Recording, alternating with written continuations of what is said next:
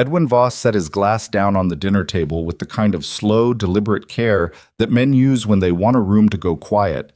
It worked. "I've already spoken to my father's lawyers," he said, not looking at Rachel, but at her father. "The property boundary on the eastern pasture will transfer to the Voss name after the wedding. That's non-negotiable." Rachel's fork stopped halfway to her plate. Her father nodded, not hesitated, nodded. And in that single motion, Rachel understood something that no one in that room had bothered to explain to her. She was not a bride. She was a signature on a land deed, dressed up in a dinner invitation. If you've ever felt like your entire future was being decided while you sat right there in the room, stay with me. This story is for you. Subscribe to the channel so you don't miss what comes next. Hit that like button and drop your city and country in the comments. I want to see how far this story has traveled. The dinner had been her mother's idea, which meant the tablecloth was ironed and the good china was out, and nobody was allowed to say anything honest. Rachel had known about the engagement for 11 days. 11 days of her mother saying things like, "It's a wonderful match," and the Voss family has real standing in this county, and you'll understand when you're older, which was a remarkable thing to say to a 26-year-old woman who had been running the ranch's account book since she was 19. She had not said any of that out loud.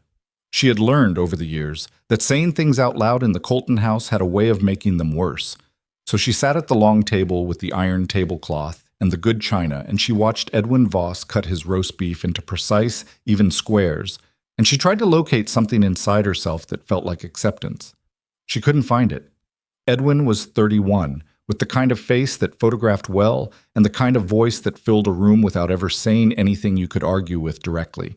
He had his father's jaw and his grandfather's opinion of himself, and he wore both like a coat he'd been born in. He was not a cruel man exactly. He was something harder to name than cruel. He was a man who had simply never been told no, not once, in any way that mattered, and that had shaped him into something that looked like confidence but functioned like a wall. "The eastern pasture is good grazing land," her father, Dale Colton, said.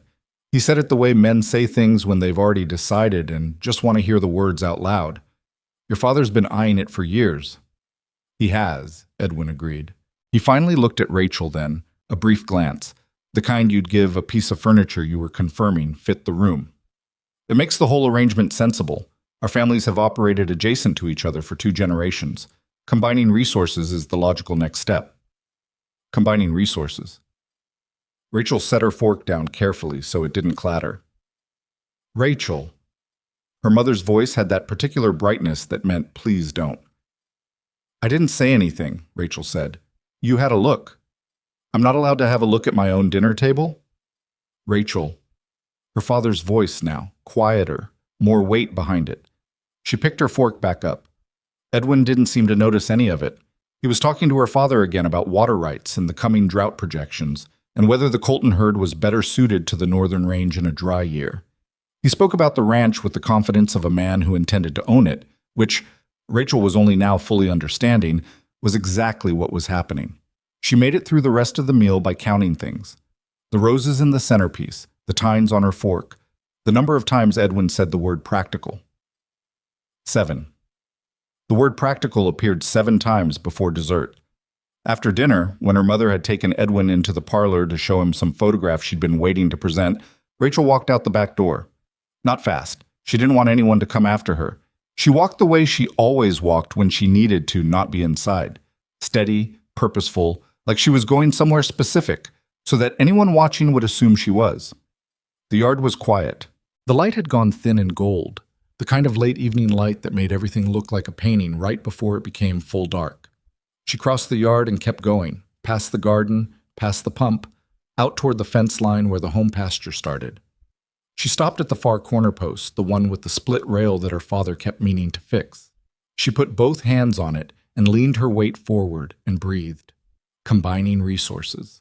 She could feel the anger in her chest, not sharp but heavy, the kind that sits there and doesn't go anywhere fast. She'd felt it building for 11 days, and she'd been careful with it, kept it tamped down, because she didn't have a plan yet, and anger without a plan just made everything harder. But standing out here with the last of the daylight going gray, she let herself feel it for a moment. All of it. The ranch was hers as much as it was her father's. She'd worked it. She knew every pasture, every water source, every problem with the eastern fence, and why the north well ran slow in August. She knew the account books better than any hired man her father had ever brought on. She'd restructured their feed costs 3 years ago and saved them through a bad season that had broken 2 neighboring operations, and none of that had come up at dinner, not once. She'd been described, by Edwin to her father in her presence, as someone who understood the domestic side of ranch life, which was so wildly wrong that she'd had to take a long drink of water to keep from saying so. She heard boots on the dry ground behind her and turned, expecting her mother.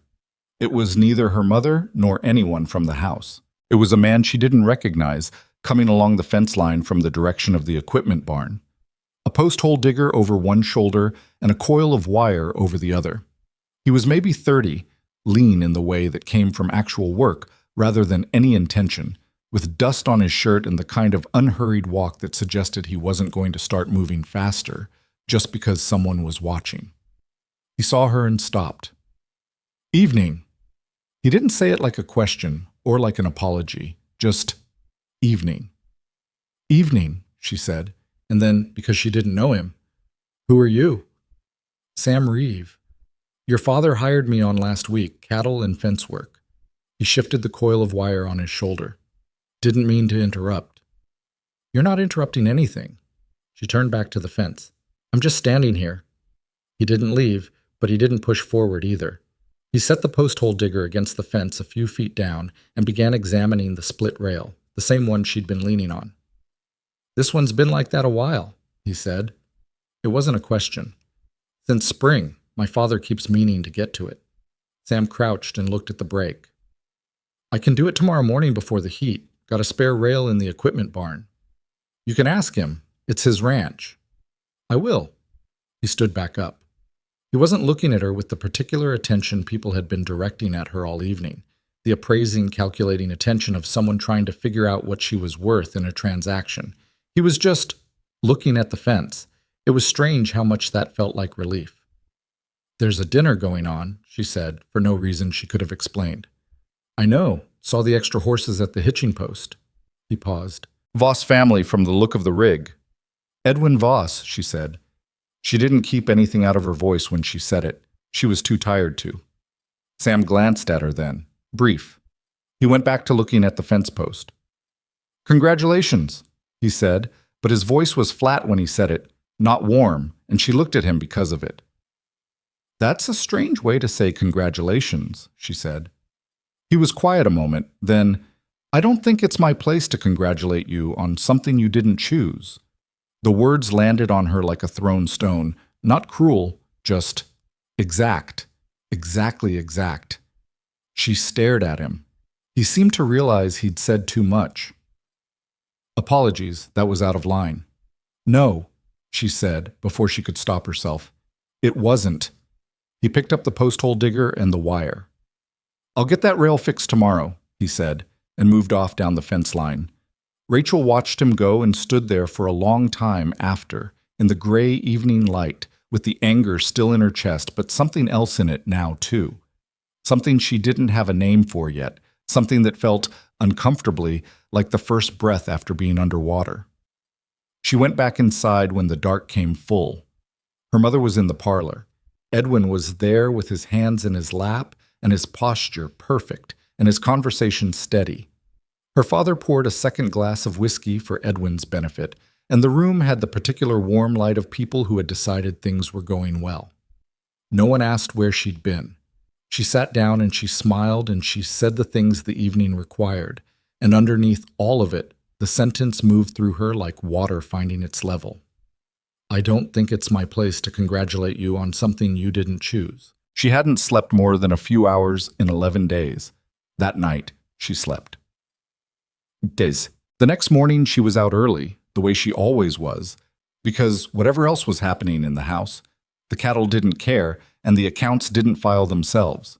She was coming from the north pasture when she heard the crack of a sledgehammer and found Sam Reeve with the split rail already replaced, tamping the post back solid. She stopped and watched him work. He was efficient without being showy about it, not the kind of man who needed you to see how hard he was working. He just worked. I thought you were going to ask my father first, she said. I did. Knocked on the house at 6:30. He said, go ahead. Sam straightened and looked at the post. Seems straightforward enough. He was up at 6:30? Up and in the kitchen, had coffee going. She looked at the repaired fence. It was solid work, cleaner than her father usually did it, the wire run tight without cutting corners on the tension. You do good work, she said. I do the work the way it ought to be done, he said. Doesn't cost more to do it right. She almost smiled. Almost. Where'd you come from? Before here? Montana, last couple of years. Before that, Wyoming. Worked whatever land needed working. You move around a lot. I have. He began gathering his tools. Something wrong with that? I didn't say there was. She tilted her head. Why here? The Colton spread isn't the biggest operation in the county. He looked at her then, more directly than people usually looked at her. Man I respected told me it was a fair place to work, said the land was good and the people were honest. He paused. He said your father paid what he promised and didn't change the story when the season got hard. Her father did do that. Whatever else he was, Dale Colton paid what he promised. She'd give him that. That's true, she said. Good enough reason for me. She started to go, then stopped. The engagement isn't settled, she said, and she didn't know why she said it. Whatever you heard, whatever it looks like, it's not settled. Sam looked at her for a moment. Didn't figure it was, he said simply. She walked back to the house. She didn't look back. She could feel her own heartbeat in a way she usually only did when she was angry, and she wasn't sure that was what this was. 3 days after the dinner, Edwin Voss came by the ranch in the afternoon, unannounced, which was something he did with a frequency that suggested he considered the place already half his. He came in a good horse and a pressed shirt, and he found Rachel in the equipment barn doing inventory on the feed supplies, clipboard in hand, smelling like hay. I thought we might take a ride, Edwin said. He was standing in the barn doorway with the afternoon sun behind him, and he had the easy confidence of a man extending an invitation he didn't expect to be declined. I'm working, Rachel said. She kept her eyes on the inventory sheet. The help can finish that. She looked up then. I'm the one who does this inventory. I've been doing it for 6 years. The numbers mean something to me because I'm the one who tracks them. Edwin blinked. Rachel? Edwin. She put the clipboard down and turned to face him properly. I don't know if anyone's mentioned this to you, but I manage the supply and feed accounts for this ranch. I'm not doing it because there's nothing else to do. I'm doing it because it matters. He tilted his head the way people do when they're recalibrating. Of course. I didn't mean... I know what you meant. She picked the clipboard back up. I'll be done in an hour if you want to wait. He did not wait. She heard his horse leave 10 minutes later, hooves on the hard ground, steady and departing. She stood in the barn with the inventory sheet and she counted bags of feed, and she breathed in through her nose and out through her mouth, and she did not feel sorry. From the other side of the barn, through the gap in the boards, she could see Sam Reeve moving cattle through the far pen. He was working with another ranch hand, a quiet kid named Artie, and she could hear them talking. Nothing she could make out, just the low back and forth of two men working together. Sam moved the cattle with a patience she'd noticed before. Not rough, not fast, steady. She went back to her inventory. An hour later, she had everything counted, noted, and corrected. There was a discrepancy in the oat supply that hadn't been caught in 6 weeks, and she found it in 12 minutes and traced it back to a delivery in March that had been short-counted on receipt. She wrote it down and felt the small, clean satisfaction of a thing made accurate. Her father found her as she was locking the barn. Edwin stopped by, he said. I know, I was in the barn. He looked at her. He wasn't pleased. He wasn't pleased that I was working. He wasn't pleased that you sent him away. I didn't send him away. I told him I was working and offered to be done in an hour. She looked at her father. He chose to leave. Dale Colton rubbed the back of his neck, which was what he did when he was trying to find the right way to say something he'd already decided. Rachel, the Voss family is important to this county, to this ranch. I know that. Edwin's going to be your husband. She held his eyes. He's been announced as my future husband. Those aren't the same thing. Her father's face went still. What does that mean? It means I haven't said yes to anything yet. She kept her voice level. Have I? A long silence. Her father looked at her. Really looked, the way he didn't always bother. And something moved across his face that she couldn't quite read. Don't do something foolish, he said finally. I never have, she said, and walked to the house. That evening, she took the account ledgers to the kitchen table, which was where she did most of her real thinking. She spread the books out, and she went through the numbers for the eastern pasture. The one Edwin had talked about at dinner, the one his father had been wanting. She'd known for years the eastern pasture was the most productive section of the ranch. She'd argued for expanding the fencing there 2 years ago, and her father had agreed, and the decision had paid off. The cattle that ran that pasture averaged better weight at market than any other section. Edwin's father wasn't interested in the Colton name. He was interested in that pasture and the water access that came with it, and Edwin was the vehicle for acquiring both. She wrote it down. The numbers, the production figures, the market history. She wrote it the way she wrote everything, clearly, without sentiment, in columns that didn't lie. The kitchen door opened. Her father came in, poured himself a glass of water, and stood looking at what was spread across the table. What are you doing? He asked. Working out what the eastern pasture is actually worth, she said, per year, per acre, adjusted for the last 3 market cycles. He sat down across from her. Not at the head of the table, he pulled a chair to the side, the way people sit when they want to look at something rather than be in charge of it. He looked at her numbers. A long quiet. You already knew it was the pasture, Rachel said. Not accusing, just saying it.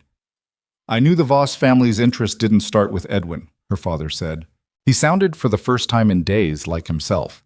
Not the man performing the assured patriarch at a dinner table, but just her father, who was 62 years old and tired and trying to hold on to something he'd built. Their family's been watching that land for a long time. Then you know that this marriage isn't about Edwin and me, she said. It's about that pasture and the water rights that come with it. And you're using me to make the transfer look like a family decision instead of a sale. The words landed hard. She watched them land. Her father's jaw tightened, and he didn't look away. And he didn't immediately argue, which told her she was right. The ranch has pressure on it, he said after a moment. Costs are up. The last 2 seasons? I know about the last 2 seasons. I did the books? She leaned forward slightly. Papa, if you need to solve the ranch's financial problems, there are other ways to do it. I can show you. I've been looking at the numbers, and there are 3 places we're losing money that we don't have to be losing money. Let me show you. He looked at her for a long moment. The look was complicated. Pride and resistance and something uncomfortable she didn't have a name for, which she suspected was the look of a man realizing he'd underestimated someone who'd been right in front of him for years. The Voss arrangement is already in motion, he said, but his voice was less certain than it had been at dinner. Things that are in motion can stop, Rachel said, if we decide they should. He got up. He took his water glass with him. At the kitchen door, he paused. Go to bed, Rachel. It's late. She looked back at her ledgers. In a bit, she said. He left. She stayed at the table for another 2 hours, and when she went to bed, the numbers were laid out in a document that said, clearly and without embellishment, exactly what the Colton Ranch was worth without the eastern pasture. Exactly what it would cost to lose it, and exactly what it could be worth if someone ran it with the same attention they'd been giving it for the past 6 years. She put the document on the kitchen table where her father would see it in the morning. Then she went to sleep, and she slept, and she did not dream about Edwin Voss at all. But 4 days later, her father came into the kitchen in the morning and did not mention the document. He ate his breakfast and read what he always read, and said nothing about the numbers she'd laid out. But that afternoon, he went down to look at the eastern pasture, which he almost never did anymore. And she saw him standing at the fence for a long time, just looking. And Sam Reeve was working a section of the fence 200 yards to the north, and her father walked over and spoke to him, and she watched the 2 of them from the kitchen window, her father with his hat pushed back, listening, and Sam pointing at something in the fence line, both of them looking at the land with the same quality of attention. And she thought about what Sam had said 4 nights ago in the gray evening light. I don't think it's my place to congratulate you on something you didn't choose. She turned away from the window and went back to work. But the thought sat with her all day, like a stone in a shoe, small, persistent, changing every step. The document sat on the kitchen table for 2 days before her father mentioned it. Not to Rachel. He mentioned it to her mother, in the hallway outside the kitchen, in the kind of low voice that people use when they don't want to be overheard and haven't thought about acoustics. Rachel was at the table with her coffee when she heard him say, "She's not wrong about the numbers." And then a pause. And then her mother saying something too quiet to catch, and then her father. "I know that. I know." Rachel drank her coffee and didn't move and waited to see if he'd come in. He didn't. She heard his boots go toward the back door and then the door close, and she sat there alone with the ledgers and the morning light and the particular feeling of being almost heard. She'd learned over 26 years that almost was the distance between her father understanding something and her father acting on it. That distance could be a day or a decade, and there was no predicting which. She put the ledgers away and went to work. The storm came in from the northwest on a Thursday, which was not unusual for that country in late spring. What was unusual was how fast it moved. By noon, the sky had gone the color of old pewter, and by 2 in the afternoon, Rachel could smell the rain coming, that particular electric smell that meant serious weather and not just an afternoon shower. She was at the barn when her father came across the yard at a half jog, which she hadn't seen him do in years. "North pasture fence is down in 2 sections," he said. "Got word from Artie. The cattle are going to push through if we don't get someone out there before the weather hits full." "How many head?" "Maybe 40 in that section. If they scatter in a storm that size, we'll spend a week gathering them." He was already looking toward the equipment barn. "I need every hand I've got." "I'm going," Rachel said. "Rachel, I know that pasture better than anyone here except you, and you need to stay and manage the others." She was already moving toward the tack room. "Don't argue with me right now. We don't have time." He didn't argue. That told her more about how serious the situation was than anything else would have. She had her horse saddled and was heading for the north gate when Sam Reeve fell in beside her on his own horse, a rangy gray that moved like it knew what work was. "Your father said to ride with you," Sam said. "Did he?" "Yes." She glanced at him. "Can you work cattle in a storm?" "Done it before." "Then keep up." She touched her heels to her horse and they went.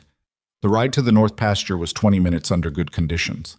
They made it in 14, pushing the horses harder than Rachel would usually allow, because the sky to the northwest had gone an ugly greenish black and the wind had started throwing grit. By the time they reached the fence line, the first serious gusts were coming through, and she could see the downed sections immediately. 2 places where the posts had rotted at the base and the wire had folded over, the gaps wide enough for cattle to push through without difficulty. And the cattle knew it. She could see them moving restlessly at the far end of the pasture, grouping and regrouping the way they did when they were uneasy, a few already drifting toward the lower fence corner where the gaps were.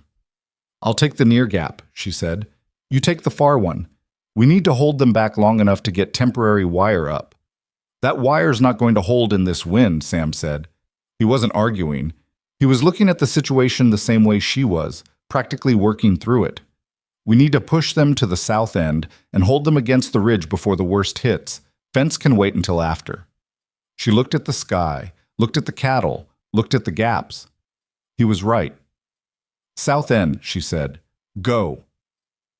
They split and went wide, coming around the edges of the herd, working the cattle the way you work them in bad weather.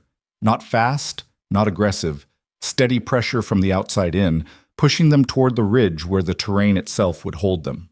The wind was serious now, coming in hard gusts that made the horses toss their heads and the cattle push sideways. Rachel worked her side of the herd without thinking about it, the way she'd done 100 times, watching the cattle's movement and adjusting, cutting off the ones that wanted to break left, pushing the main bodies south.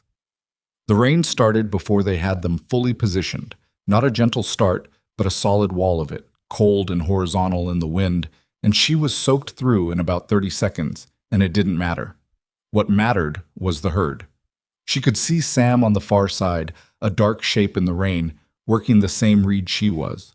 Calm, no wasted motion, his horse responsive to his leg rather than his hands, which meant he'd spent real time on horseback and not just on trails. He pushed a cluster of 3 steers that were thinking about breaking north, and turned them back into the body of the herd without drama. It took them 40 minutes to get the cattle settled against the ridge. The worst of the storm was overhead by then, the lightning striking somewhere to the east and the thunder close enough to feel. They came together at the south end, both of them soaked, horses blowing hard. "They'll hold there," Sam said. He was looking at the ridge, reading the cattle's behavior. "For now." Rachel pushed her wet hair out of her face. "We need to get the fence gaps closed before the storm breaks and they start moving again." "Give it an hour. No one's working wire and lightning." She knew he was right. She hated that she had to wait, but she knew he was right. She pulled her horse around to face into the wind, which was the thing to do when you were waiting and there was nothing else to be done. They waited, the two of them, not talking, the rain coming down and the cattle settled behind them and the storm doing what it did. After a while, Rachel said, without looking at him, "You read that right, the south end." "It was the logical move," Sam said. "My father's hands would have tried to patch the fence first and lost half the herd in the lightning," she said. "That was the right call." He didn't say anything for a moment. Then, "You knew it too." "I came to it 2 seconds after you," she said. "That's not the same." He glanced at her. "You came to it when you were looking at the whole picture. Same as me." A pause. "That's not nothing." She didn't answer, but she felt it. The small, clear recognition of being evaluated honestly, without softening and without inflation. He hadn't told her she'd done great. He'd said what was accurate. She'd told him what was accurate. They were talking about the work the way two people talked about work when neither of them was performing for the other. It was strange how unfamiliar that felt. The storm began to ease after about 50 minutes. Not gone, but the worst of it moved east, the lightning following. They went to work on the fence in the gray, wet afternoon, and it was hard, unpleasant work, driving temporary stakes in ground that was muddy and resistant and stringing wire with cold, wet hands. Sam worked the post driver, and Rachel ran the wire, and they did it without a lot of discussion because there wasn't much to discuss. The work was clear, and they both knew how to do it. When it was done, Rachel stood back and looked at the fence. It was temporary, ugly, would need to be replaced properly in the next few days, but it would hold the cattle for now. "Good enough," she said. "Good enough," Sam agreed. They rode back in the rain. At the barn, unsaddling their horses, her father came out and looked them both over. "All 40 head?" he said. "All 40, Rachel said. "Settled at the South Ridge." Her father looked at Sam. "You work cattle well." "Thank you, sir." "It wasn't a compliment," her father said. "It was a fact." But the way he said it was different from how he said most things, less like a man assessing a hired hand and more like a man recalculating something. Sam nodded once and led his horse into the barn. Her father looked at Rachel. He looked at her in that complicated way he'd been looking at her lately, the way that meant something was happening inside him that he wasn't ready to say out loud. "You're all right?" "I'm wet," she said. "I'm fine." He held her eyes for a moment. Then he nodded and went back to the house, and Rachel went into the barn to finish with her horse, and she could hear Sam working in the next stall, the quiet sounds of a person doing what needed doing, and the rain on the barn roof was loud, and the smell was wet wood and horse and good clean air coming through after the storm, and she stood there for a moment and let it settle. Edwin came by 2 days after the storm. He came in the middle of the afternoon, which was his preferred time because it was when Rachel's father was usually available, and Edwin's conversations were, whenever possible, conversations with her father rather than with her. Rachel saw him from the kitchen window and felt the familiar tightening in her chest. Not quite anger and not quite dread, but something between the two. She stayed at the table with her accounts. She heard him in the front room, heard the lower register of her father's voice, heard Edwin's voice with its particular smoothness. Then she heard her father say her name, and then footsteps, and then Edwin appeared in the kitchen doorway. "Working?" he said. "Always." She didn't look up from the ledger. He came into the kitchen and sat down across from her, uninvited, which was something he did without apparent awareness that it required an invitation. "I heard you had trouble in the north pasture during the storm. Had some fence down. We handled it. Your father said you rode out in the storm." His voice had a particular quality she'd been cataloging for weeks. Not quite disapproving, not quite concerned, somewhere in between that functioned as both without committing to either. That wasn't necessary. She looked up.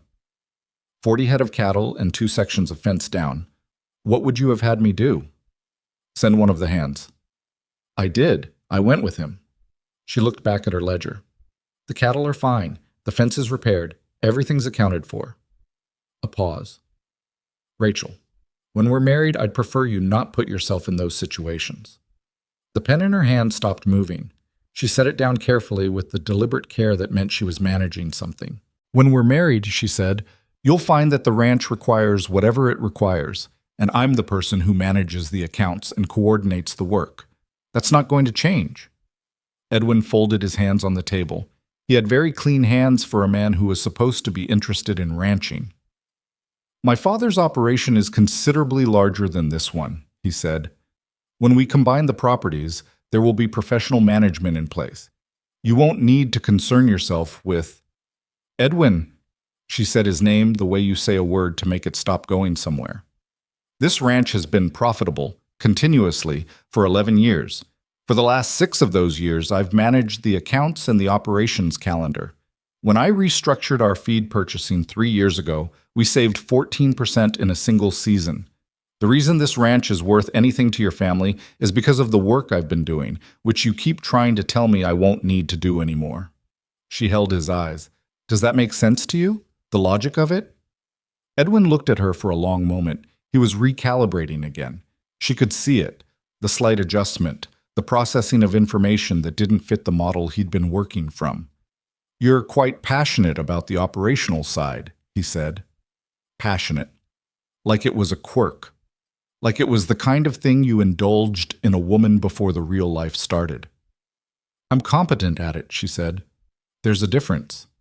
He stood up. He smoothed his jacket, which was a habit of his when a conversation had gone somewhere he hadn't planned for. I'll leave you to your work, he said pleasantly, the way people say things pleasantly to close a door. I'll be here, she said. He left. She heard him in the front room with her father again, and then the sound of his horse, and then quiet. Her mother appeared in the kitchen doorway. She'd been somewhere in the house, not far, in that particular way of hers that suggested she'd been within earshot. You don't make it easy, her mother said. I'm not trying to make it hard, Rachel said. I'm trying to have an honest conversation with a man who wants to marry me. Rachel, he told me I won't need to concern myself with the ranch operations after we marry. She looked at her mother. After everything I've done here, he actually said that. Her mother was quiet for a moment. She came in and sat down, not across from Rachel, but at the corner, the way her father had sat. He's not a bad man, she said. I know he's not a bad man. Rachel looked at the ledger, then looked up again. That's not enough, Mama. That's not enough, and you know it. Her mother pressed her lips together. She looked at the ledger spread across the table, at Rachel's careful columns of numbers. Your father had no idea, she said quietly, when he started this arrangement, how much of this ranch you were carrying. Did you know? A pause. I knew more than he did. She looked at her hands. I should have said something. It was the most honest thing her mother had said to her in 11 days, possibly longer. Rachel felt something shift, not forgiveness exactly, not yet, but the recognition of a small genuine thing offered in a room that had been full of careful untruths. Help me, Rachel said. Not to get out of the arrangement. Help me to be heard. That's all I'm asking. Her mother looked at her for a long moment. I'll try, she said. It wasn't a promise exactly, but it wasn't nothing. Sam was repairing the north pasture fence properly, the permanent repair to replace the temporary work they'd done in the storm. And Rachel brought him water at midday because she was going that direction anyway, or that was what she told herself. He took the canteen and drank and handed it back and said, Thank you. The way people say it when they mean it and nothing else. She stood at the fence line with him. The day was clear after the storm, the sky very blue, the ground still soft underfoot. She watched him work for a minute. He was setting a new post, the kind of careful work that required attention. And then she said, Edwin wants to replace the operations management when we combined the properties. Sam set the post in the hole and didn't look at her. What kind of management? Professional management, meaning not me. He packed dirt around the base of the post, tamping it with his boot. What does your father say? My father hasn't been told yet. Edwin mentioned it to me as though it were already decided. She looked at the fence line. As though I'd be glad to be relieved of it. Sam straightened. He looked at the post, testing its solidity by pushing against it. Solid. He moved to the next section of wire. You going to tell your father? I'm trying to figure out how. Directly seems like the right way. She almost laughed. You make it sound simple. It's not simple, he said. I just don't know a better way than straight. He strung the wire along the post and looked at it. Your father pays attention to things. I've noticed that about him. He moves slow sometimes, but he pays attention. He paid attention to the storm, Rachel said. He sent you with me. Sam glanced at her.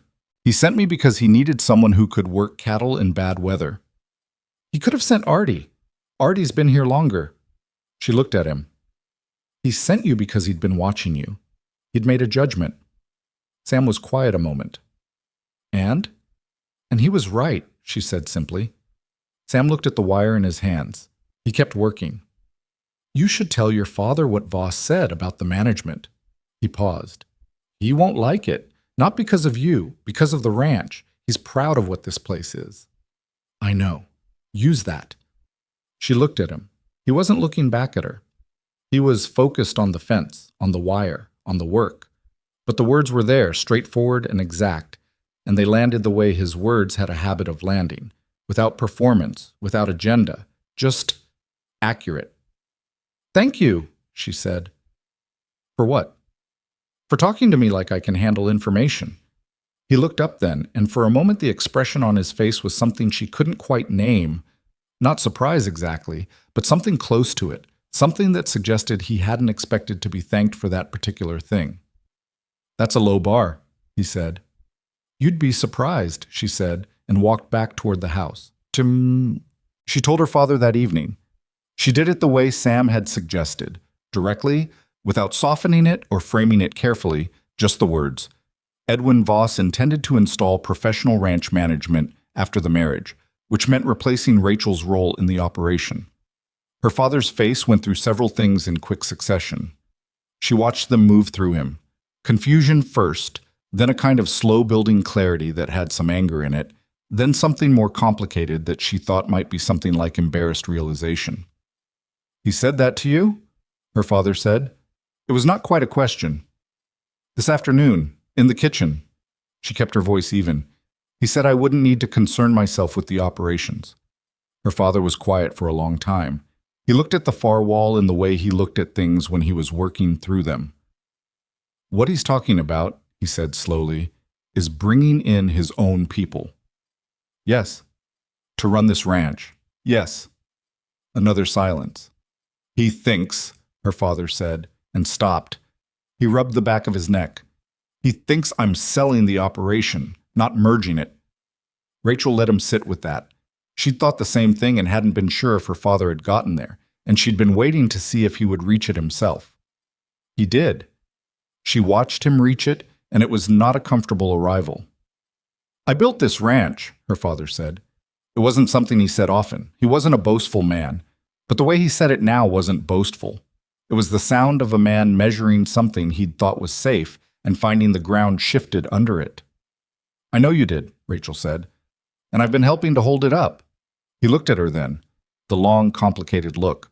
I know that too, he said, and his voice was different, quieter, without the careful authority he usually carried, just the voice of a man in a kitchen at the end of a long day, telling his daughter what was true. I haven't said it enough. It wasn't an apology, it wasn't a reversal of the engagement or a declaration that she was right, and Edwin was wrong and everything was going to be different now. It was one man's honest acknowledgement of one true thing, offered plainly. Rachel took it for what it was. What are you going to do? She asked. I'm going to have a conversation with Edwin Voss, he said, about what this arrangement actually means. And what it doesn't mean, she said. He held her eyes. And what it doesn't mean, he agreed. He got up from the table and poured himself water and went to stand at the window, looking out at the yard, at the dark beyond the yard, at the land he'd spent 30 years building into something worth keeping. And Rachel sat at the table and looked at her father's back and thought that sometimes the distance between almost and actually was just a single honest conversation if you could get the right people to it. She gathered her ledgers. She went to bed. Outside, the night was clear after the rain, and the land was quiet, and somewhere in the bunkhouse at the far edge of the yard, she supposed Sam Reeve was doing whatever a man like that did at the end of a day's work. Probably nothing dramatic, probably just resting, because that was the kind of man he seemed to be. The kind who worked fully and then stopped and didn't need anything more from the day than what the day had already given. She thought about that as she fell asleep. The simplicity of it, the sufficiency. She was not sure she'd ever had that, the ability to let a day be what it was and ask nothing more of it. She thought it might be something worth learning. Her father had the conversation with Edwin Voss on a Monday morning in the front room with the door closed. Rachel did not try to listen. She was in the kitchen with her accounts, genuinely working, but the house was not large and her father was not a quiet man when he was saying things he meant, and she caught enough. Not the words exactly, more the shape of them. The particular flatness of her father's voice when he wasn't negotiating but was instead explaining how things were. Edwin's voice, smoother, more flexible, trying angles. Her father's voice again, less flat now, carrying that particular weight of a man who had reached the end of his patience with being managed. The front door opened and closed, hooves in the yard. Her father came into the kitchen and poured himself coffee and stood at the counter with his back to her. He drank the coffee and didn't say anything. Rachel kept her eyes on the ledger. How did it go? He said the management question was still being worked out. Her father set his cup down. He said it the way men say things when they don't intend to change them, but know they can't defend them directly. She looked up. Her father was staring out the window at the yard with his hands flat on the counter, and she could see from the line of his shoulders that the conversation had done something to him. Not broken anything, exactly, but shifted some weight he'd been carrying. He apologized, her father said, smoothly. The way his kind apologizes, in a way that means they're sorry you raised it, not sorry it happened. Rachel was quiet. Her father turned around. I'm going to be straight with you, he said. And when he said that, it meant something different from the casual use of the phrase. It meant he had arrived somewhere and was prepared to say it plainly. I don't know if I can stop this arrangement now without serious consequences for the ranch. The Voss family has reach in this county. Banking, land credit, supply chain. If we break with them... I know, Rachel said. I've thought about that. And? She turned the ledger around and pushed it toward him. I've been building a case, she said, for the past 3 weeks. Every number on this ranch, production, costs, what we're losing, what we could stop losing, what this place is actually worth independent of any arrangement with the Voss family. Her father looked at the ledger for a long moment. He sat down. He began to read it the way he read things that mattered. Slowly, going back, not moving on until he understood. Rachel waited. Finally, he said without looking up, Where are we losing money on the feed supply? March delivery, and then again in August. We're being short-counted on receipt, and nobody's been checking the actual weight against the invoice. I've been watching it for 2 months. How much? About $300 over the last season. Not catastrophic, but it's ours and we're not getting it. He looked up. Who else knows about this? Nobody. I only found it because I tracked the herd weight against the feed consumption and the numbers started pulling apart. Her father looked at her in the long, considering way that she was becoming familiar with. The look of a man reassembling his understanding of something he thought he already knew. You've been doing this for years, he said. Not a question. 6 years, she said. Since I was 20, and I never asked you for a full accounting. You never asked, she agreed. I gave you what you needed for each season's decisions. I didn't give you the whole picture because... She paused. Because I wasn't sure you'd want it. That landed. She saw it land, and she hadn't intended it as an accusation, but it was still true, and they both knew it was true. And her father looked at the ledger, and something in his face shifted in a way that she thought might take some time to settle. I want it now, he said. So she told him, all of it.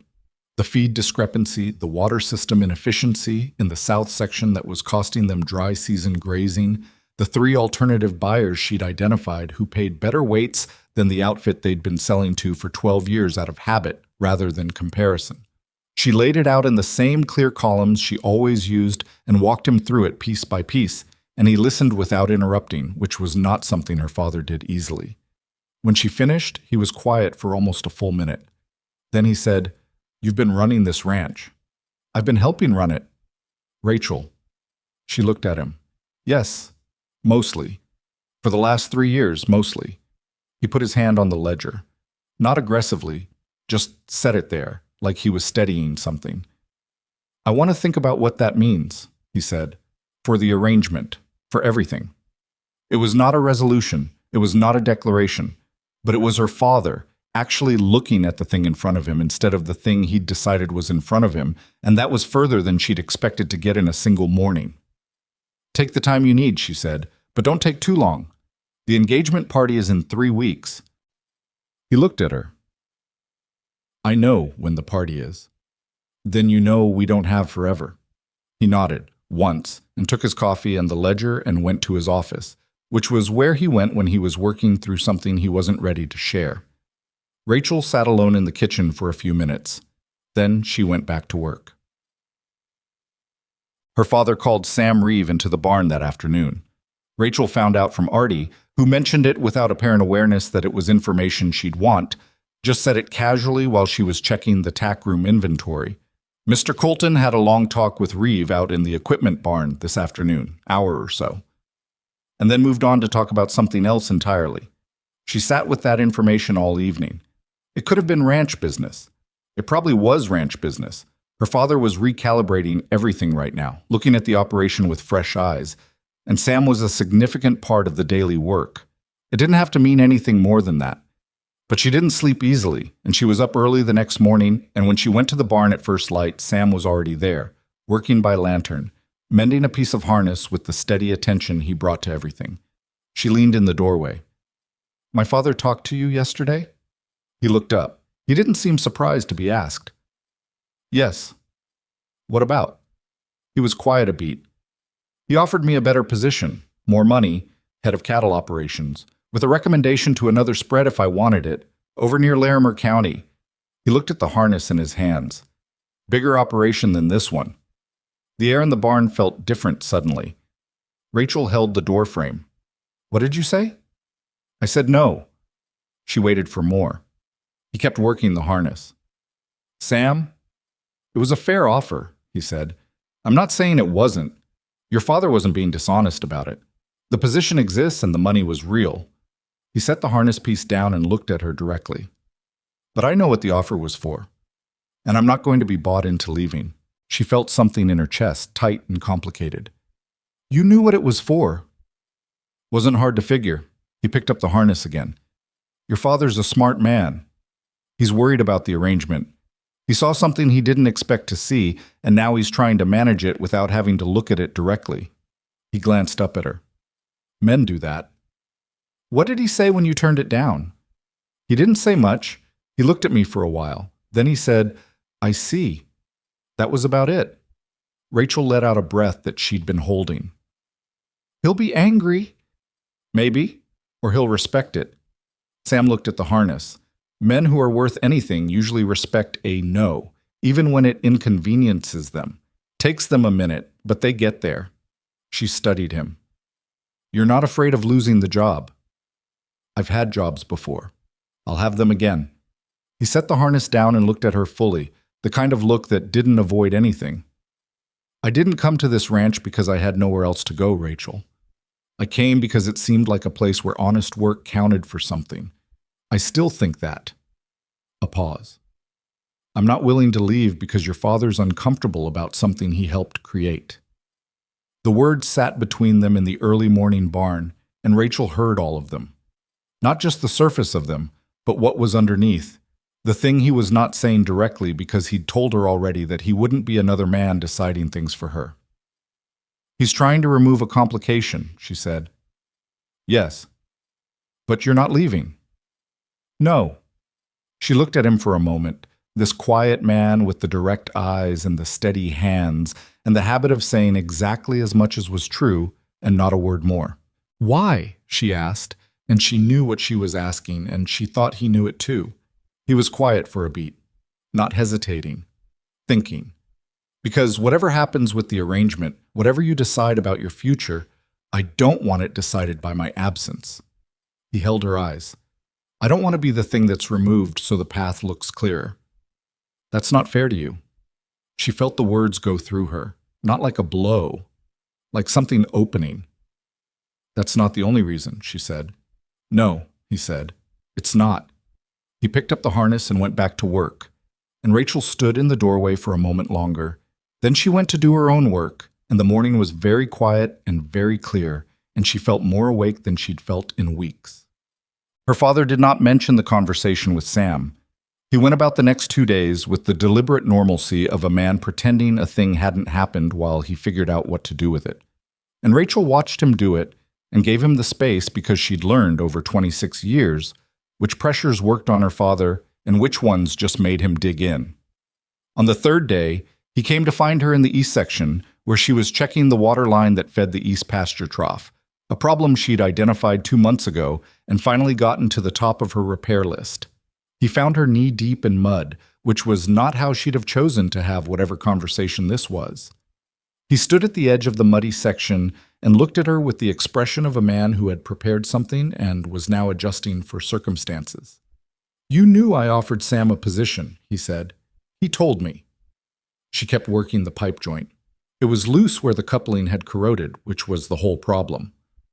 I asked him directly, and he told me directly. That seems to be how he operates. Her father was quiet a moment. You're not angry? She looked up at him.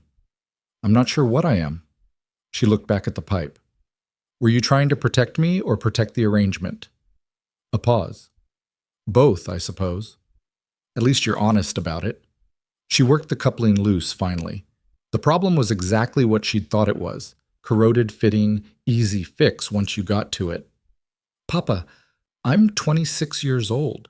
I run the accounts for this ranch. I rode out in a storm and kept 40 head from scattering. I'm currently knee-deep in mud fixing a water line I identified on my own. She looked up at him. How long are you going to keep making decisions for me before you start letting me make them for myself? He stood very still. The question hung in the air between them, and it wasn't an angry question. It was a tired one, which made it harder to argue with. The engagement party, he said finally. 3 weeks. Edwin is expecting. I know what Edwin is expecting. She pulled the corroded fitting free and held it up. This was the problem. This was always the problem. Something small and corroded at the connection point, hidden until you got in there to look. Edwin is expecting an alliance. He's expecting the eastern pasture and the water rights and a wife who will manage the domestic side while his people take over the operational side. She set the fitting on the bank. That's what he's expecting. The question is whether that's what you want to give him. Her father looked at the corroded fitting on the bank. He looked at it for a long time. What are you going to do at the party? He asked. I'm going to tell the truth, she said, in front of the whole county. If that's where we are when the truth needs to be told, then yes. Another long silence. Rachel, what you're talking about, it's not just our family. The Voss family has influence all through this county. If you stand up at that party, and I'm not asking for your permission, she said, not unkindly. I'm letting you know what I'm going to do, so you're not surprised. She picked up the replacement fitting she'd brought. But I would like your support. I'd rather not do it alone. She looked at him then, directly, the way she'd been learning to look at things lately. Straight at them, not around them. Her father met her eyes, and she could see in his face the whole complicated interior of him. The pride and the stubbornness and the love and the old habit of deciding what was best for the people around him without asking them. And underneath all of it, something that might have been the beginning of a different kind of father, if he could get there. Let me think, he said. Think fast, she said. 3 weeks. She turned back to the water line and he stood there for a moment longer, and then she heard him walking back toward the house, his boots heavy on the dry ground, and she fitted the new coupling and began working it into place. and the water in the line started to flow the way it was supposed to, and she felt the clean satisfaction of a thing corrected. The boundary markers on the south section needed resetting. 2 of them had shifted over the winter. The ground heaved in the freeze, and the markers came up crooked, which mattered because the south section bordered the Aldermere property, and the Aldermeres were the kind of neighbors who noticed crooked boundary markers and didn't let it go without comment. Her father sent Rachel and Sam to do the survey work and resetting, which was a 2-day job if the ground cooperated. They left early, before the heat, with a wagon loaded with survey tools and the stakes, and a copy of the original boundary survey Rachel had pulled from the ranch files. The first day they worked in a companionable quiet that wasn't uncomfortable, which Rachel noticed because she was accustomed to silences that had things in them. Expectation or tension or the particular weight of someone waiting for her to become something different. The quiet she and Sam worked in was just quiet. They moved along the boundary line, checking markers against the survey, and where the markers were off, they documented it and moved on. And at midday, they stopped and ate without making a production of it. "You said something to me," Sam said, finishing his water. "The first night, at the fence. You said the engagement wasn't settled." "I remember." "Was that true then, or were you just saying it?" She thought about that honestly. "I think I was saying it because I needed to hear it," she said. "I wasn't sure it was true." "I am now." He looked at the survey in her hands. "Because of the accounts?" "What you showed your father." "Partly." She looked at the boundary line. "Partly because of the storm. Partly because of—" She stopped. "Because of what?" She looked at him. He was waiting, not pressing, just there, the way he was always just there, steady and without performance. "Because of the way you talked to me," she said. "The way you talked to me that first night, like I was a person with a situation, not a situation wearing a person." He was quiet. He seemed to be considering that. "Most men in my life," she said, "either ignore what I'm capable of, or they acknowledge it and then immediately try to manage it. My father, Edwin, even some of the hands." She looked at the survey again. "You just talk to me like what I know is what I know, like it doesn't need explaining or qualifying." "It doesn't," he said. "No," she agreed. "It doesn't." They were quiet for a moment, the 2 of them on the edge of the Colton land with the clear sky overhead and the dry grass around them and the work they were doing between them. "I'm not going to ask you to choose me," Sam said. He said it plainly, without build-up, the way he said most things. "I want to be clear about that. Not while your father and the whole county are still in the middle of choosing for you. It wouldn't be right. It'd just be replacing one set of hands on the wheel with another." She looked at him. "I know. I'm not being noble about it," he said. "I'm being honest. I don't want to be the reason you do something. I want whatever you do to be yours." She felt the truth of it. Not just the stated truth, but the effort behind it. What it cost a man who clearly felt something to deliberately step back from it and refuse to leverage it. That cost something. She knew it cost something. "And if I decide," she said, "for myself, all the way for myself, without anyone's hand on the wheel, and the decision includes you?" He looked at her steadily. "Then I'll be here," he said. They went back to work. The afternoon was long, and the sun was high, and the ground was harder than expected, and they had to restake 3 markers that had shifted more than the initial survey showed, which added time. They worked past the hour she'd planned to stop and finished what needed finishing, and by the time they got the wagon turned for home, the light was going gold and long. Sam drove. Rachel sat beside him on the wagon seat with the survey documents in her lap and the marker stakes stowed in the bed behind them, and the land rolled past on either side. Her family's land, every part of it known to her, in the way that things you've worked are known differently than things you've just seen. "My father offered you a position to leave," she said after a while. "Yes." "And you turned it down and told me directly when I asked." She looked at him. "Why tell me directly? You could have said it was ranch business." "Because you asked me directly," he said. "You asked and you wanted the truth, and I wasn't going to give you something softer than the truth just because the truth was complicated." He kept his eyes on the track ahead. "You deserve to know what's happening around you." You've been making decisions without full information for weeks because people have been managing what you know. He shook his head slightly. That's not something I'm willing to do to you. She thought about that for the rest of the ride home. Not the content of it. She'd understood it when he said it, but the texture of it. What it meant to have someone apply that consistently, not as a grand gesture, but as a basic operating principle. Just, this is what's true, and you should know it, because you're capable of handling it, and because you have a right to it. It should not have been remarkable, and yet it was. They came in as the dark was coming on and put the wagon and horses up, and her father met them at the barn with a lantern and took in the late hour and the amount of work they'd gotten through, and nodded once in the way he nodded when he approved of something without wanting to make a speech about it. Good work, he said to both of them. Sam said good night and went to the bunkhouse.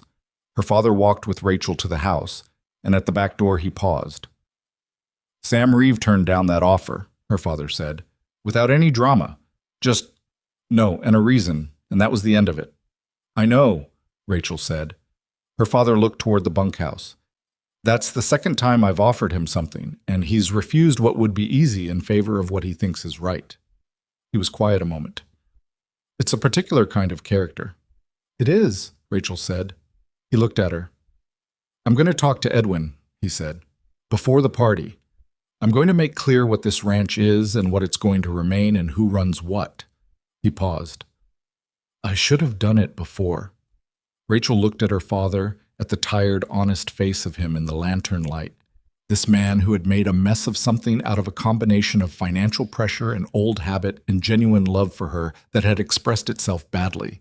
He wasn't going to become a different man, but he was standing here in the dark telling her what he was going to do, not asking for approval, just letting her know. Thank you, she said.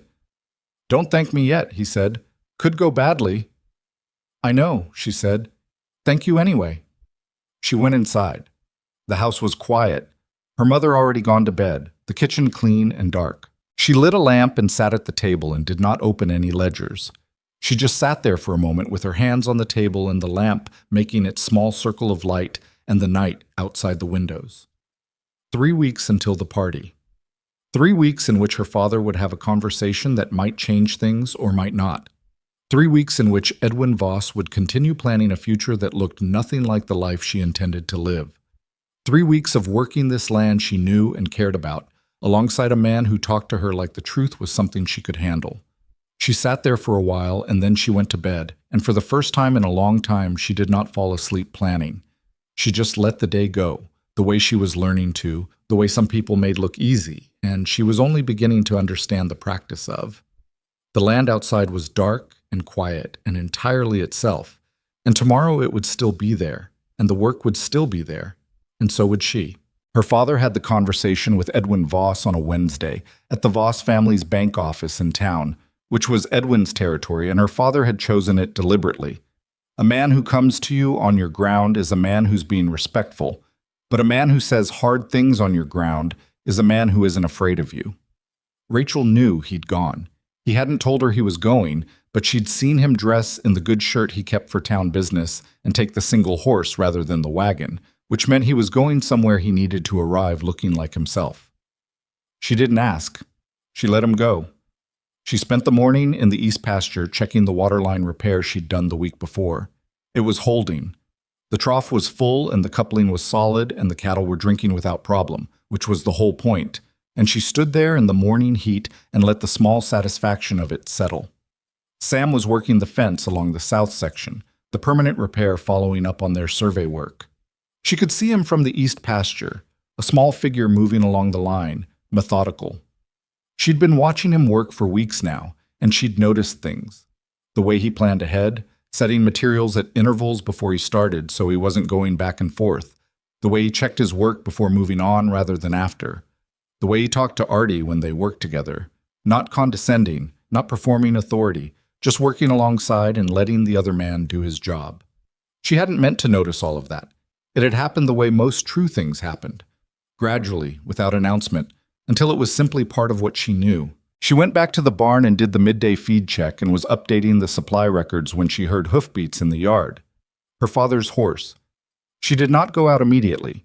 She let him come in when he was ready.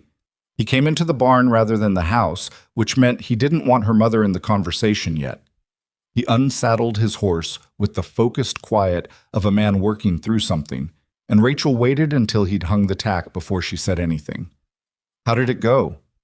Her father turned around. He looked tired, but it was a particular kind of tired. Not defeated, more like a man who'd done a hard physical thing and was still standing. "Edwin understood what I was saying," he said. "Whether he accepted it is a different matter." "What did you say?" "I told him that the eastern pasture and the water rights aren't part of any marriage arrangement. They're Colton land, and they stay Colton land regardless of what happens between him and Rachel." He leaned against the stall wall. "I told him that the operational management of this ranch is my daughter's business and mine, and that any arrangement which requires Rachel to step back from that is an arrangement I can't support." Rachel felt something loosen in her chest. "And he said?" "He said he'd been under the impression from our earlier conversations that the properties would be combining fully." Her father's jaw tightened. "Which is not what I said. What I said was that a partnership between families might benefit both operations. That's not the same as a merger." He heard what he wanted to hear. "Or he reshaped it into what his family wanted," Rachel said. "Yes, I think that's closer to the truth." He looked at his hands. His father was the one who wanted the eastern pasture. Edwin's been carrying his father's agenda into this arrangement from the beginning, and I was too focused on the financial relief to look at it directly. Rachel was quiet. She let him sit with what he'd said, because it was the kind of thing a man needed to say out loud and then live with for a moment. "The engagement party is in 12 days, she said. "I know." "Is it still happening?" Her father looked at her. "That's not my decision to make alone anymore." He said it plainly, without self-congratulation, which was how she knew he meant it. "What do you want to do?" It was the first time he'd asked her that, directly, without framing, without the weight of what he'd already decided sitting behind it.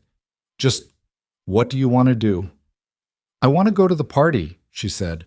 "I want to let Edwin announce whatever he's going to announce. And then I want to tell the truth in front of everyone who needs to hear it." She held her father's eyes. "I've thought about it every way I know how. Running away from it or letting it dissolve quietly behind closed doors. That doesn't change anything for the next woman in my position. If I say it in front of the county, it's said. It can't be managed afterward." Her father looked at her for a long moment. "That's going to be hard," he said. "I know. The Voss family will make it hard afterward. There'll be consequences." "I know that too." She looked at him steadily. "Will you stand with me?" He was quiet for what felt like a long time, but was probably 10 seconds. "Yes," he said. "I'll stand with you." He went to the house. Rachel stood in the barn for a minute with her hands at her sides and her heart going harder than usual, and she let herself feel the size of what she'd decided, because ignoring the size of a thing didn't make it smaller. Then she picked up her supply ledger and went back to work. She didn't tell Sam what she'd decided. She turned it over for 2 days, thinking about his words on the boundary survey. "I don't want to be the reason you do something," and the care behind them, the deliberate step back from leverage. And she thought that if she told him now, it would feel like reporting to him, like his approval or disapproval was part of the equation. It wasn't part of the equation. That was the whole point. But on the third day, working alongside him at the equipment barn cataloging the tools that needed replacing before summer, inventory work, the unglamorous essential kind, she heard herself say, "I'm going to the engagement party." Sam looked at her. He had a rusted hinge in his hand that he'd been assessing. "And I'm going to let Edwin make his announcement," she said. "And then I'm going to tell the truth about what this arrangement has actually been." She kept her eyes on the tool rack. "In front of everyone." A silence. Sam set the hinge down. "Your father know?" "My father's standing with me." Sam was quiet for a moment, and she could feel him thinking. Not with alarm, not with the particular male anxiety of being adjacent to a woman doing something that might cause problems. Just thinking, the way he always thought, carefully and without drama. "All right," he said. She looked at him. "That's it? All right? What else should I say?" Most people would tell me it's a risk, or ask if I'd really thought it through, or tell me to be careful. He picked up the next tool to assess.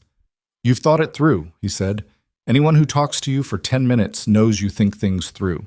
And yes, it's a risk. You know it's a risk. He looked at her. What you need from me isn't a warning, so I'm not giving you one. She felt the words the way she always felt his words, directly, without cushioning. What do I need from you? She asked, and it came out less rhetorical than she'd intended. He was quiet for a beat. To be here, he said. Same as I've been. Nothing changes because you're about to do something hard. The fence still needs work, and the cattle still need feeding, and you still need someone who talks to you like you're capable of handling what's real. He put the tool in the keep pile. So, all right. She looked at him for a moment, this careful, honest, infuriatingly straightforward man, and she thought that there was a particular kind of courage in refusing to make things dramatic when drama was available, when the situation practically handed you the opportunity to make grand gestures and declarations. He kept refusing it, every time. He just kept being steady and real and present, and she had come to understand that this was not the absence of feeling. It was the most committed expression of it she'd ever seen. All right, she said, and went back to the inventory. Edwin came by the ranch 4 days before the party. He came with his usual ease, the horse and the pressed clothes and the assumption of welcome. But there was something different about him this visit. A tension underneath the smoothness, a quality of deliberateness to his movements that told Rachel her father's conversation had landed and Edwin had been rearranging things internally ever since. He asked to speak with her alone. She took him to the kitchen, which was her territory, and she did not offer coffee. He sat down. She remained standing. She hadn't planned to remain standing. She'd gone to the counter to get a glass of water and then simply didn't sit down. And by the time she'd registered, it was already a choice that had been made. Edwin looked at her from the table. He had the look of a man who had prepared something. I understand your father has some concerns about the operational structure, he began. My father made his position clear, Rachel said, which is also my position. The eastern pasture is Colton land. The ranch operations are managed by me. She looked at him. Those aren't concerns, they're facts. Edwin's jaw moved slightly. Rachel, I think we've gotten off on a wrong footing with some of this. I haven't communicated my intentions well. Edwin, she set her glass down. I'm going to say something and I'd like you to actually hear it rather than formulate a response while I'm talking. She waited. He nodded, a careful nod. This arrangement was made between you and my father. I was present when it was announced and I was not consulted in advance. You have been planning a future for us based on what you want from this ranch and what you want from a wife. And those two things are shaped by your family's interests and your own ideas about how a household runs. I understand that. I'm not saying you're a dishonest man. She held his eyes. But you have never, in this entire process, asked me what I want. Not once. Edwin was quiet. He was actually quiet, actually hearing it, which she hadn't been fully certain he could do. So I'm telling you now, she said. I want to run this ranch. I want to manage these accounts and make these decisions and do the work I've been doing for 6 years. I want to be with a man who sees me as a partner, not a domestic arrangement. I want to be asked things. She stopped. That's what I want. A long silence. Edwin looked at the table. Then he looked at her. Something in his face had shifted. Not dramatically, no movie moment transformation, but a real shift. The particular adjustment of a man seeing something clearly that he'd been slightly blurred on. I've been thinking about this marriage as a business matter, he said slowly, because that's how I was brought to it. My father's interest in the land, the practical benefits to both families, he paused. I haven't been thinking about you as a person with a life. He said it carefully, like he was reaching for the right phrase and wasn't sure he'd gotten there. That's not something I intended, but I can see it's what happened. It was a more honest thing than she'd expected him to say. She gave him the credit for it. Yes, she said, that's what happened. I don't know if I can give you what you're describing, he said. He said it without defensiveness, which was the most real thing she'd heard him say. I don't know if I know how. I believe you, Rachel said. Another silence.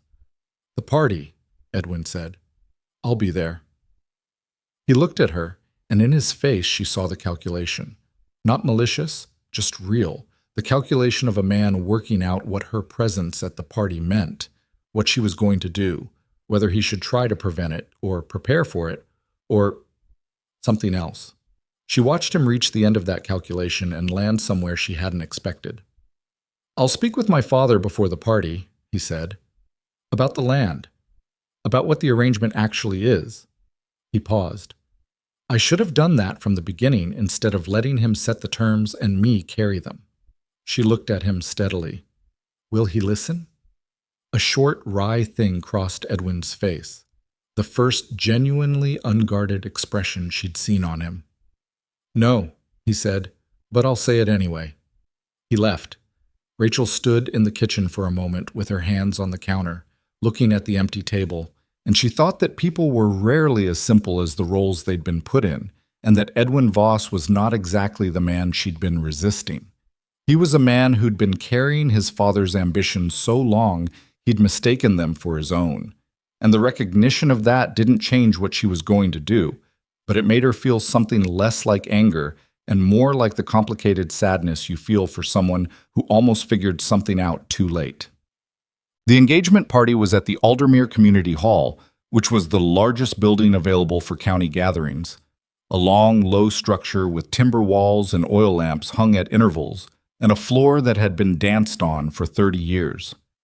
By the time Rachel arrived with her parents, the hall was already full. Ranchers and merchants and their families, the particular cross-section of a county that turned out when the Voss name was attached to an occasion. Her mother had been quiet on the ride over, not the brittle quiet of disapproval, a different quiet, the quiet of a woman who had said, "I'll try," and was now arriving at the moment of trying and finding out what she was made of. She had put her hand over Rachel's in the wagon, once, briefly, and that had been enough. Rachel wore the blue dress because it was the dress she liked, not because it was what the occasion called for, and she'd put her hair up simply because she was going to stand in front of a room and she didn't want to be fussing with it. She had her mother's pearl earrings and her own good boots, and she had slept, remarkably, for 7 hours the night before. The evening moved in the way of these evenings. Food and conversation and the warm noise of a crowd, men talking business near the far wall, women in clusters discussing the spring, children under the tables being periodically retrieved. Rachel moved through it and spoke to the people she knew and felt the whole thing happening around her with a peculiar clarity, like she was inside it and watching it simultaneously. She saw Sam arrive late, at the edge of the gathering. He'd been invited because her father had put the hands on the list, and Dale Colton didn't make exceptions for occasions. Sam stood near the wall with a cup of something and didn't make himself important. He caught her eye once across the room, briefly, and that was all. Edwin found her near the food tables midway through the evening. He looked as he always looked, composed, well-dressed, the good jaw and the steady voice, but his eyes were tighter than usual, and she knew from that alone that the conversation with his father had not gone well. "He didn't listen," she said, before he could say anything.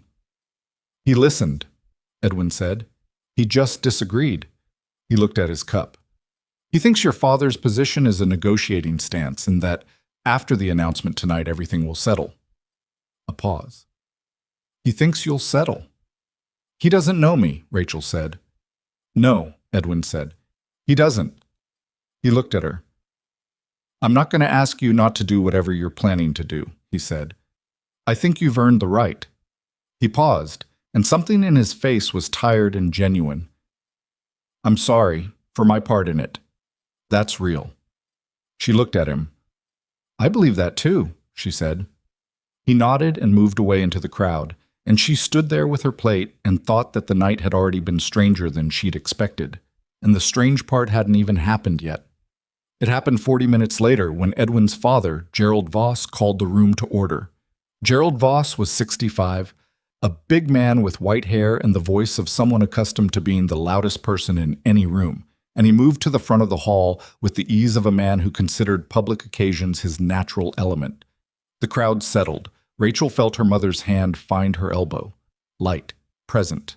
Gerald Voss began to speak about the Voss family, and the Colton family, and the long history of neighboring operations in this county, and the natural progression of things when good families came together. He spoke well. He'd done this before, stood in rooms and said large things with the warmth of a personal conversation and the structure of a prepared speech.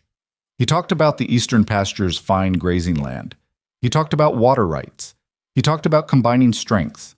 And then he said, "This partnership represents the future of two great ranching families in this county, a union of property and purpose." Rachel handed her plate to her mother. She moved through the crowd toward the front of the room. People stepped aside, not because they knew what she was doing, but because she was moving with a particular quality of intention that made people step aside. She came to stand in the open space near Gerald Voss, and she turned to face the room, not him, and she said, clearly, not loudly, but carrying, "I haven't agreed to this." The room went quiet, the way rooms go quiet, when something real interrupts the performance. Gerald Voss stopped speaking. He looked at her with the expression of a man who had not included this in his planning. "I'm Rachel Colton," she said to the room. "My father built this ranch over 30 years, and I've been helping to run it for 6. I manage the accounts and the operations calendar and the supply chain, and the reason the Colton spread is worth anything to the Voss family is because of the work I've been doing." She kept her voice level. "This arrangement has been discussed, planned, and announced tonight as a business transaction between two families. I was told about it, not consulted on it, and the terms as Mr. Voss just described them. The Eastern Pasture, the water rights, the combined management. Those are not terms I've agreed to. They're not terms my father agreed to either." She looked at her father, who was standing near the back wall. He was very still. His eyes were on her. And then, slowly, deliberately, he moved forward through the crowd to stand beside her, and she felt the room register it, felt the shift in the air, as Dale Colton placed himself next to his daughter and did not say a word, because he didn't need to. Gerald Voss found his voice. "Miss Colton, I think you misunderstand the nature of—" "I don't misunderstand anything, Mr. Voss." She kept her eyes on the room. "I'm telling you, and everyone here, that I won't marry a man I wasn't consulted about, on terms I didn't agree to, for a purpose I had no part in deciding." She paused. "I don't say this with anger. I say it because it's true, and because the truth deserves to be said in the open rather than managed in back rooms." The silence in the hall was the particular silence of a community that has just watched something it will be talking about for a long time. People who'd been looking at her looked now at Edwin, who was standing at the side of the room with his hands at his sides, and then at Gerald Voss, whose face had gone a particular color, and then at Dale Colton, who was standing beside his daughter with his chin up and his hands at his sides, and the look of a man who has made a decision and is at peace with it. Gerald Voss said, in a lower voice now, "Dale, this is—" "My daughter said what needed saying," Dale Colton said. "I'll back her on it." 4 words. Not a speech. Just those 4 words, flat and final, in the voice of a man who meant them. The hall stayed quiet. Then someone in the back, she never found out who, said something to the person beside them in a low voice, and that was the beginning of the room finding its way back to movement, the slow reanimation of a crowd after a shock. Rachel stood at the front of the room and breathed. Her mother appeared at her side. Her face was pale and her eyes were bright, and she was gripping her own hands in front of her, but she was there, and she looked at Rachel and said, very quietly, "That took courage." "I was terrified," Rachel said. "I know," her mother said. "That's why it was courage." The hall was filling again with noise, the complicated noise of a crowd processing and distributing the weight of a thing that had just happened.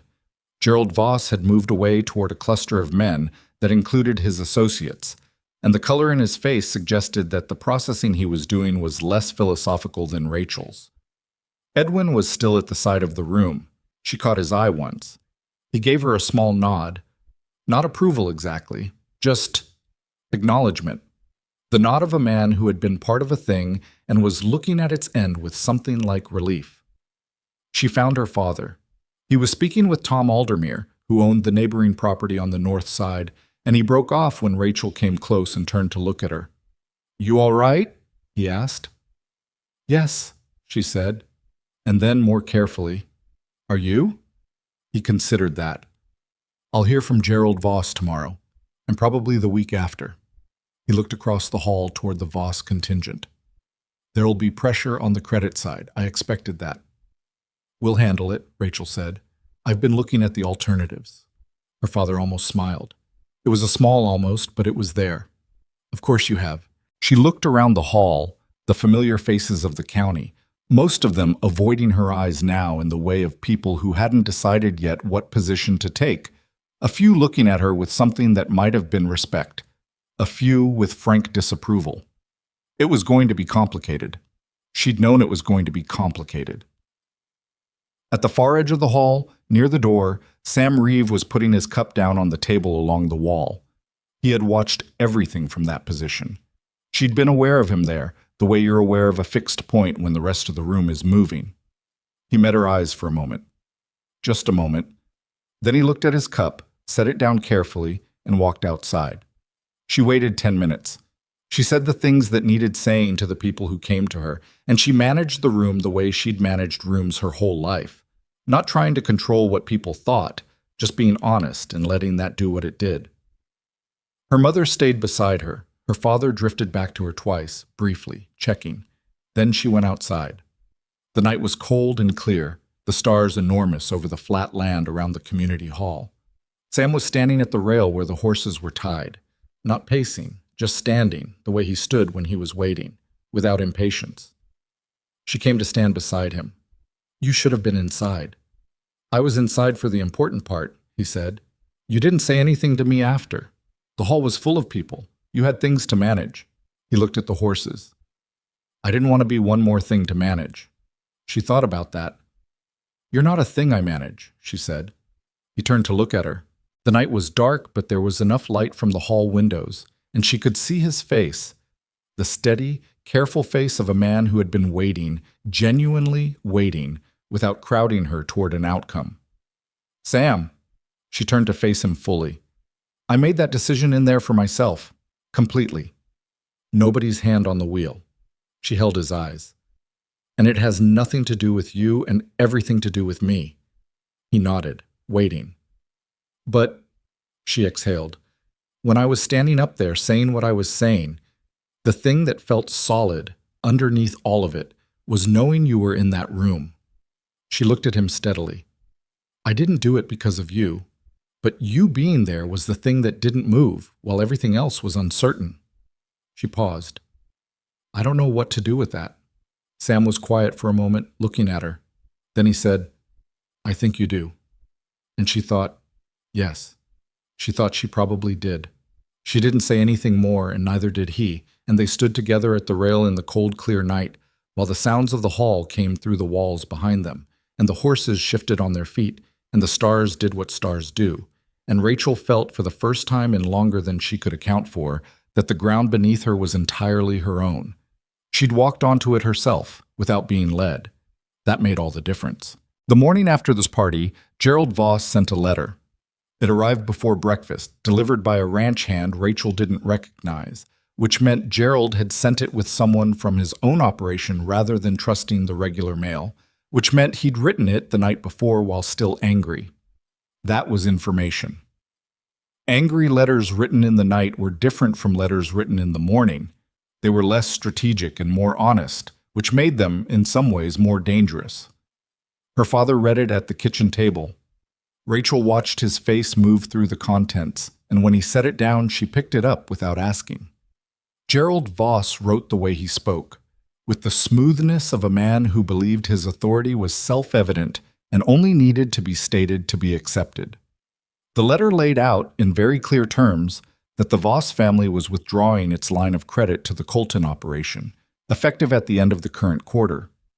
It noted that the supply arrangement the Coltons had through a Voss-affiliated merchant would need to be renegotiated under new terms. It expressed, in the closing paragraph, Gerald's personal disappointment in Dale Colton's stewardship of what had been a productive neighborly relationship. Rachel set the letter down. "End of the quarter," she said. 8 weeks, her father said. "I know when end of quarter is." She looked at the letter. The credit line is the real problem. The supply arrangement I can replace. I've had 2 alternative suppliers identified for 3 months. The credit line is the problem. Her father looked at her. You had alternative suppliers identified. Since February. I wasn't sure we'd need them, but I wanted to know they existed. She stood up. How much of the operation runs on the Voss credit line currently? The spring cattle purchase, some of the equipment lease. He rubbed his jaw. Maybe a third of the operating capital. A third? She sat back down. This was not catastrophic. It was serious, but it was not catastrophic, and there was a difference, and the difference mattered. All right, let me look at the numbers. Her father watched her go to the ledger shelf. Rachel? She turned. This is because of what you did last night, he said. Not accusingly, just stating the thing. Yes, she said. And what you did? You stood beside me. I did. He was quiet for a moment. I'd do it again. She looked at her father, the tired, honest face of him, the man who had spent 30 years building something and was now watching a portion of the structure shake because his daughter had told the truth in public and he had backed her. He didn't look like a man who regretted it. He looked like a man who was tired and a little scared and not backing down, which was, she thought, exactly what courage looked like when you stripped the drama off it. Let me work the numbers, she said. Give me today. She worked the numbers all morning. She pulled every ledger, every account, the full picture she'd built over 6 years and expanded over the past weeks, and she went through it the way you go through something when the stakes are real. Not looking for the answer you want, looking for the answer that's there. By midday, she had it laid out. It was not comfortable and it was not simple, but it was workable, and workable was what she needed. She found her father in the equipment barn. Sam was there too, doing the inventory she'd started and hadn't finished, working quietly in the corner. She didn't ask him to leave. What she was about to say would affect the whole operation, which meant it affected him. Here's what we do, she said, and she laid it out. The alternative credit arrangement she'd been quietly researching through a smaller bank in the next county, whose lending officer she'd corresponded with twice. The 2 alternative suppliers who were competitive on price and available immediately. The 3 areas of operating costs she'd identified months ago, where they were losing money unnecessarily, the shift in the marketing strategy for the fall cattle sale that could improve their margin by 11% if they moved to a different buyer she'd already contacted. Her father listened. He did not interrupt. When she finished, she said, It requires making some decisions faster than we'd normally make them, and the first year is going to be tight. I'm not going to tell you it isn't. She looked at him. But we don't go under. We come out on the other side of this operating on our own terms, without the Voss family's involvement in our credit or our supply chain, and that's worth something. Her father looked at the paper she'd spread on the workbench. He picked up one page and read it and set it down. He picked up another. He was slow about it, not because he was doubtful, but because he was taking it seriously, and she had learned to tell the difference. The bank in Farwell County, he said. You've already spoken to them. Twice, by letter. They're interested. And the buyer for the fall sale. Marcus Tilden, out of the Eastern Market. He pays 3 cents better per pound than Garrett's, which is who we've been using. She paused. We've been using Garrett's for 12 years out of habit. I checked the comparison 6 months ago and didn't say anything because it wasn't urgent. It's urgent now. Her father set the papers down. He looked at Sam, who had stopped his inventory work and was listening with the particular quality of attention he gave things that were worth it. What do you think? Her father asked Sam. It was a plain question, asked plainly, the question of a man who wanted another honest perspective. Sam looked at the papers on the workbench. I think the plan's sound, he said. I think the first year's going to be harder than the papers show, because it always is. And I think, he glanced at Rachel, that you've got the person who can manage it. Her father looked at his daughter for a long moment. Yes, he said. I do.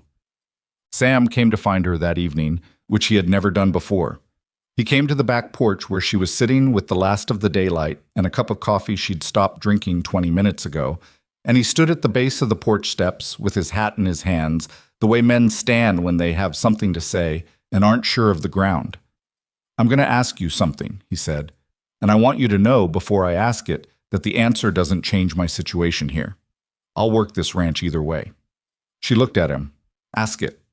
He looked at his hat, then at her. Last night you said knowing I was in the room was the thing that didn't move. He held her eyes. I need to know if that was the moment talking or if it was real. The question was so direct and so unadorned that she almost smiled. Almost. But the moment was too serious for that, and he deserved a serious answer. It was real, she said. It's been real for a while, and I've been careful about it because I didn't want it to be the reason I did anything. She looked at him steadily. It wasn't the reason, but it's real. He was quiet for a moment. He looked at the hat in his hands, and then at her, and then he said, I'm not a man with a lot. I've got what I earn and some savings and the work I know how to do. I know that. And this ranch, he paused. I don't want you to ever think I'm here because of this ranch. Sam. She said his name the way you say a word to make someone stop going somewhere unnecessary. I run the accounts for this ranch. If you were here for the land, I'd know. She looked at him. You're here for the same reason you turned down my father's offer to leave. And it wasn't the acreage. He looked at her for a long moment. The light was going thin and gold, and the yard was quiet, and somewhere in the near pasture the cattle were making the low sounds they made at the end of the day. And Sam Reeves stood at the base of her porch steps and looked at Rachel Colton and said very simply, Will you let me court you properly? I mean to do it right. It was such a deliberate, old-fashioned phrasing that it caught her off guard.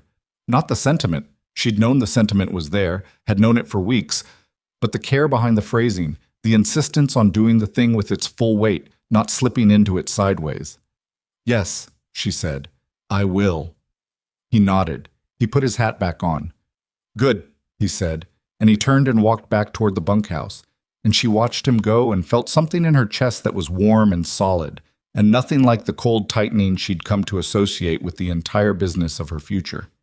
She picked up her cold coffee and drank it anyway. The first year was, as Sam had predicted, harder than the numbers showed. The credit transition to the Farwell County Bank took 6 weeks instead of 3, which put them in a tight position for the spring cattle purchase.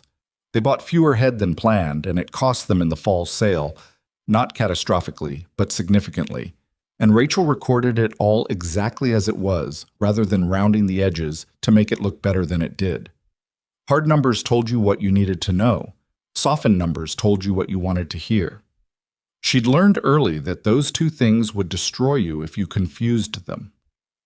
The supply transition to the new merchants went smoother. She'd been right about the pricing, and she'd been right about availability, and the new arrangement paid off before the end of the first season. When she calculated what they'd been losing on the old supply arrangement over 3 years, the number made her father sit down. 3 years, he said. At minimum, possibly 4. She looked at the ledger. It's done now. We move forward. Gerald Voss's influence in the county did what Gerald Voss's influence could do. There were doors that were cooler toward the Coltons for a season, conversations that became shorter, a few business relationships that quietly went elsewhere. Rachel watched it happen and noted it and did not pretend it wasn't happening, because pretending things weren't happening was how you got caught by them. But she also watched something else happen, more slowly and less dramatically. Tom Aldermere, their neighbor to the north, came by in July to ask about their new cattle buyer, because he'd heard the price margin was better.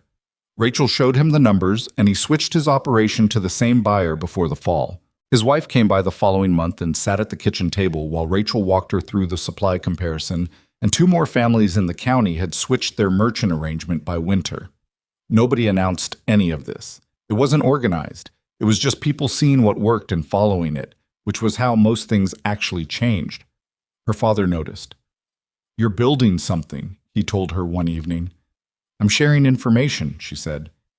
That's how you build something, he said. She and Sam married in October, under the cottonwood trees at the south end of the home pasture, because that was where Rachel had gone when she needed to think, and it seemed right to start a marriage in a place that had already seen the honest version of her.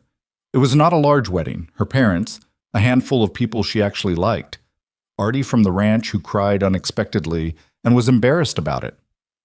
The county was invited as a whole, and about half came, which was more than she'd expected and told her something about where opinion had settled in the months since the engagement party. Sam wore a clean shirt and his best hat, and he looked exactly like himself, which was all she'd wanted.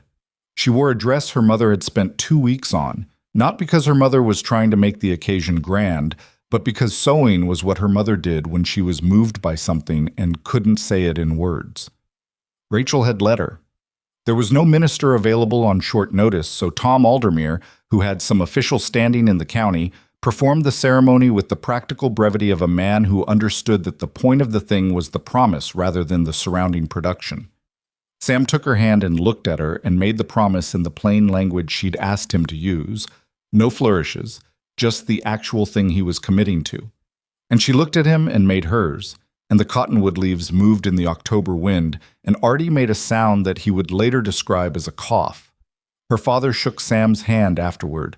It was a long handshake, the kind that carries more than a handshake, and whatever her father said to Sam in that moment was said too quietly for Rachel to hear. Sam nodded when he heard it, and then her father looked at his daughter and nodded too, and she thought that some things took longer than they should and still managed to arrive.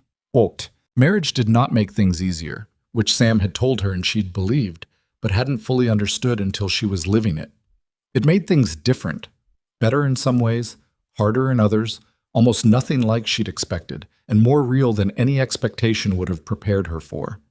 They argued, not constantly, not dramatically, but genuinely, about real things, about how fast to expand the herd, about whether to hire a third hand or hold the cost, about a decision Rachel made on the feed purchasing in January without consulting him that saved them money, but that Sam thought should have been a conversation.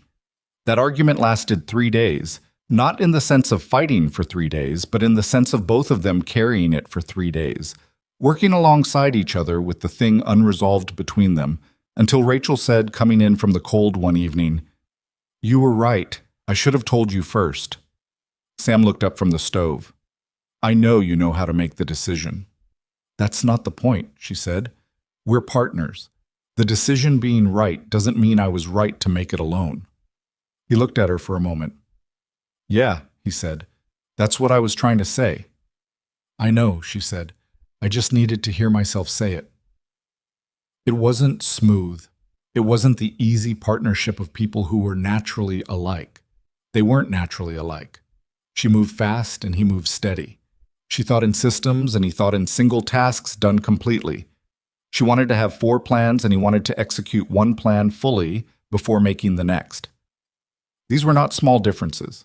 They were real differences that required real work, and some days the work was more effort than others, and she thought that anyone who had told her marriage would be easy had either been lucky or lying. But she also thought, lying in the dark of a November night, listening to the wind move through the cottonwoods outside, Sam asleep beside her with the particular heavy quiet of a man who'd worked a full day, that the work was worth doing. Not because the reward was large enough to justify it, but because the work itself was the thing. The choosing, every day, to stay in the difficult, honest work of being genuinely known by another person. That was the point of it. Not the ceremony under the trees, not the moment by the stable door, the daily recommitment to doing it right rather than doing it easily. That was what no one had put in the ledger. You couldn't put it in a ledger, but it was the asset that held everything else up.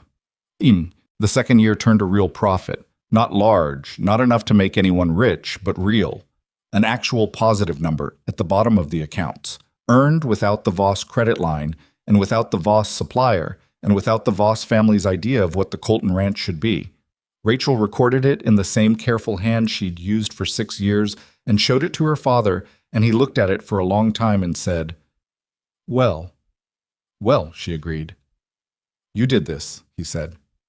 "Sam and I did this," she said, "and you, because you didn't fold when Gerald Voss sent that letter." He was quiet for a moment. "I almost folded," he said. "I know," she said. "You didn't." He looked at the ledger. "The feed discrepancy in March," he said. "The one you found 3 years ago in the old supplier." "What about it?" "I've been thinking about it," he said. $300 over a season. You found it in 12 minutes. He looked at her. "How long had it been happening before you found it?" "At least 2 years," she said. "Probably more." He nodded slowly. I should have been asking you what you saw, a long time ago. He set the ledger down. That's what I should have done differently. Not just once, not just about the Voss situation. From the beginning, when you started keeping the books, I should have been asking you. She looked at her father, older now, not in the years, but in the particular way that a man ages when he's been working and honest about it. He had not become a different person. He was still the same man who had announced her engagement without asking her, who had offered Sam money to disappear, who had moved slowly and with habit, and sometimes got his love for her stuck behind his own certainty. He was still that man, but he was also the man who had walked to the front of that hall and stood beside her without being asked, who had given his hand to Sam at the wedding in that long handshake, who was sitting here now saying, I should have asked you, and meaning it, and not needing her to thank him for it. You're asking now, she said. He looked at her. Yes, he said. I am. So she showed him. All of it. Not just the numbers, but the thinking behind them. The way she'd developed the system. The logic of how she tracked the relationship between feed costs and herd weight and market timing. She showed him the way a teacher shows a student who is finally ready to learn, without holding back and without condescending. Just, here is what I know. Here is how I built it. Here is what it's for. Her father listened for 2 hours.